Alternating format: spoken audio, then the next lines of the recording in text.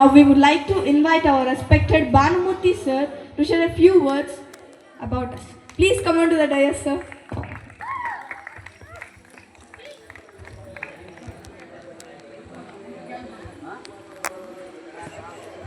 Good evening to everybody.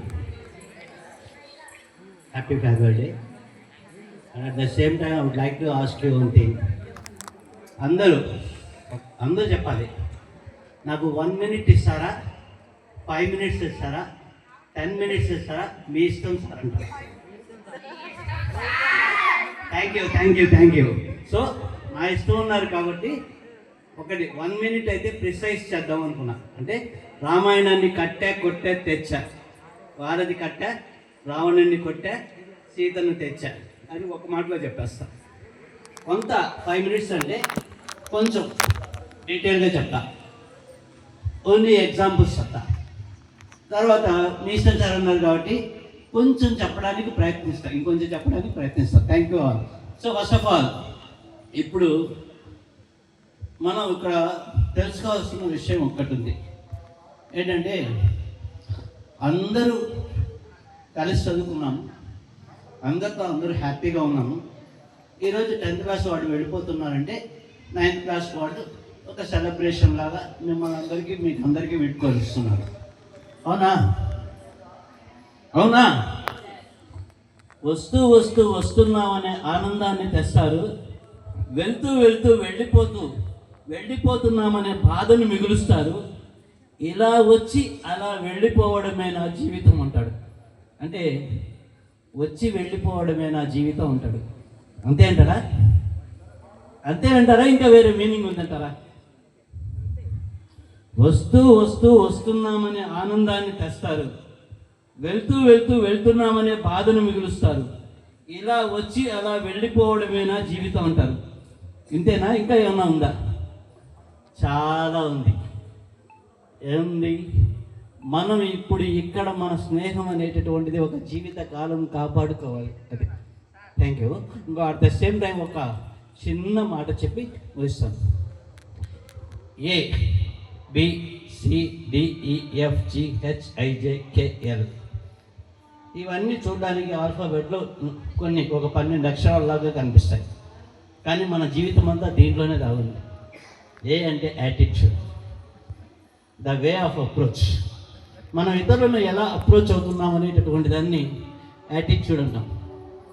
ఎవరన్నా ఏదన్నా వచ్చి చెప్తే ఎస్ అంటున్నామా, నో అంటున్నామా, రెబల్గా తిరగబడుతున్నామా, ఏం చేస్తున్నాం?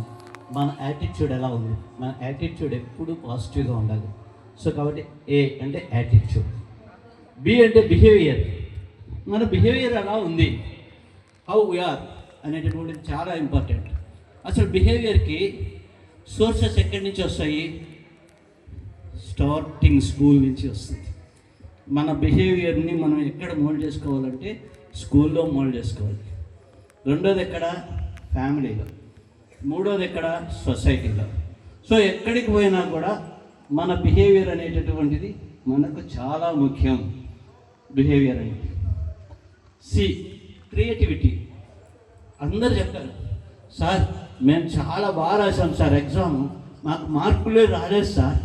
మాకెందుకు సార్, మాకు చాలా ఎంత బాగా రాసామంటే స్కూల్ ఫస్ట్ వస్తుంది అనుకున్నాం సార్, మాకు రాలేదు సార్, మాకు చాలా బాధగా ఉంది సార్ అంటారు. కానీ వాళ్ళలో లేనిది ఏంటంటే క్రియేటివిటీ. అందరూ రాసినట్టే నువ్వు రాస్తే నీకు మార్కులు రావు. సంథింగ్ క్రియేటివ్గా రాయగలగాలి. ఆ క్రియేటివిటీ చూపించగలిగినప్పుడు మాత్రమే నీకు మంచి మార్కులు వస్తాయి. తర్వాత డి, డెసిషన్ మేకింగ్. ఆ డెసిషన్ మేకింగ్ అనేది చాలా ఇంపార్టెంట్. ఇప్పుడు నేను మీకు ఒక చిన్న క్వశ్చన్ అడుగుతా, సమాధానం చెప్తారా? మీరు పెద్దయ్యారు, ఇంజనీరింగ్ అయిపోయింది, జాబ్కి వెళ్ళారు. మీకు జాబ్లో ఒక జాబ్లో 30,000, ఇంకో జాబ్లో 90,000 శాలరీ ఆఫర్ చేశారు. మీరు దేన్ని ఎన్నుకుంటారు? 30,000 శాలరీస్ ఉండేదాన్ని ఎన్నుకుంటారా, 90,000 శాలరీ ఉండేదాన్ని ఎన్నుకుంటారా? సారీ, అక్కడే తప్పు. ఎందుకంటే 30,000 అయినా 90,000 అయినా మనం డెసిషన్ తీసుకోవాల్సిన సమయం వచ్చినప్పుడు ఆ కంపెనీ ప్రొఫైల్ చూడాలి, దాంట్లో గ్రోత్ చూడాలి.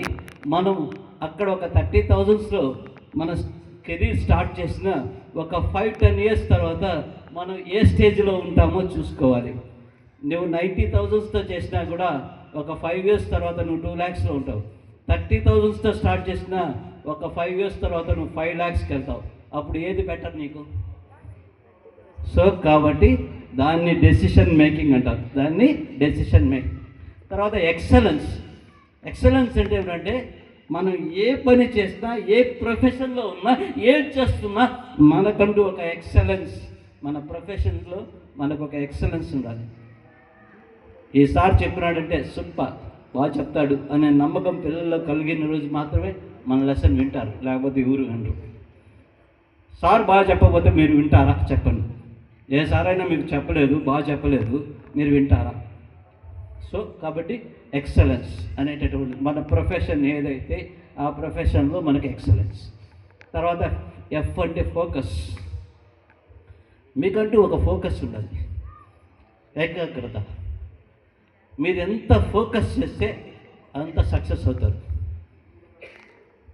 G goal setting. Goal setting అంటే ఏమంటే goal short term goals, mid term goals, long term goals అని 3 గోల్స్ ఉంటాయి.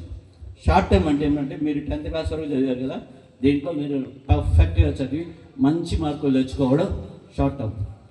మిడ్ టర్మ్ గోల్ ఏమంటే మీరు ఎంబీబీఎస్ చేయాలనుకున్నారా, బీటెక్ చేయాలనుకున్నారా, దానికోసం మీరు కష్టపడేదాన్ని మిడ్ టర్మ్ గోల్ అంటారు.